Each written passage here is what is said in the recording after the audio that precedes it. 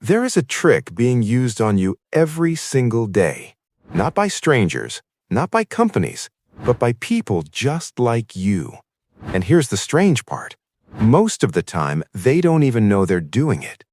This trick shapes your decisions. It influences what you say yes to. It changes how you feel about yourself. You think you are choosing freely. You think your reactions are natural. But what if they're not? What if small words, tiny actions, and simple behaviors are quietly steering your mind? Once you see this trick, you can never unsee it. Stay with me, because in the next few minutes, you're going to recognize this pattern everywhere. And when you do, your awareness will change the way you deal with people forever. Every day, you are surrounded by invisible pressure. Not loud, not aggressive, subtle. Someone says, "It's up to you," but their tone suggests a preferred answer. Someone says, "Do whatever you want," but their body language shows disappointment if you choose wrong.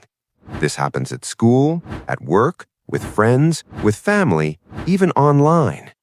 Most people don't realize how often they are being guided without being forced. You feel like you made the choice, but the environment was designed to push you in one direction. This is why people later say, "I don't know why I agreed to that. I didn't even want to do it. How did I end up here?" It's not weakness, it's not stupidity, it's psychology. Human minds are extremely sensitive to social signals. Tone, silence, expectation, approval, disapproval. These signals work even when nobody means to manipulate. The result? People influence each other constantly, without realizing it. The core trick is simple. People shape your choices by making you feel like the choice is yours, while guiding you toward what they want. This is a form of reverse psychology, not the dramatic kind you see in movies, the quiet kind you see in real life. Here's how it works. First, humans want to feel independent. We hate being told what to do. So when someone gives us freedom, we trust them more. Second, humans read emotional signals faster than words.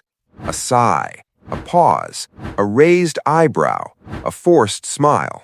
These small cues tell your brain there is a right answer here. Third, humans fear social friction. We want harmony. We want approval. We want to avoid tension. So even when nobody says it directly, your brain tries to choose the option that feels safest socially. This is why people say things like, "I don't mind either way," but secretly they do. By pretending to be neutral, they remove resistance. They let you do the work. Your mind fills in the gap. Your mind chooses what keeps things smooth.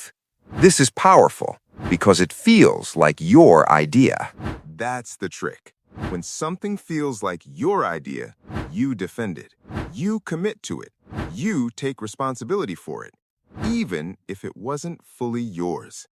This isn't always evil. Sometimes people do it unconsciously. Sometimes it's a habit. Sometimes it's learned behavior. But once you understand it, you start to see how often it happens.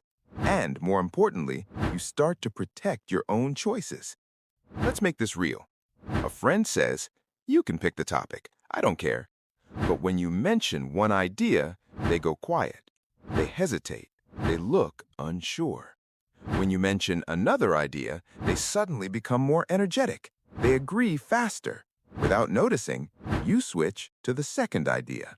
You think, "It was my choice," but your brain was responding to emotional signals. A coworker says, "Do whatever you think is best," but they keep mentioning one option casually. They repeat it. They talk about it positively. The other options get less attention. Soon, you choose the one they kept highlighting. No command, no pressure, just repetition and tone. On social media, people say, "I'm not trying to influence anyone," but they post emotional stories. They show strong reactions. They frame one choice as brave and another as boring or wrong. You scroll, you absorb it. Later, your opinion changes. You think it came from you, but it was guided, not forced, guided. So, here's the real power move: awareness. Start listening to tone, not just words. Watch body language, not just statements. Notice emotional reactions, not just logic. Ask yourself, do I really want this? Or am I choosing this to keep things comfortable?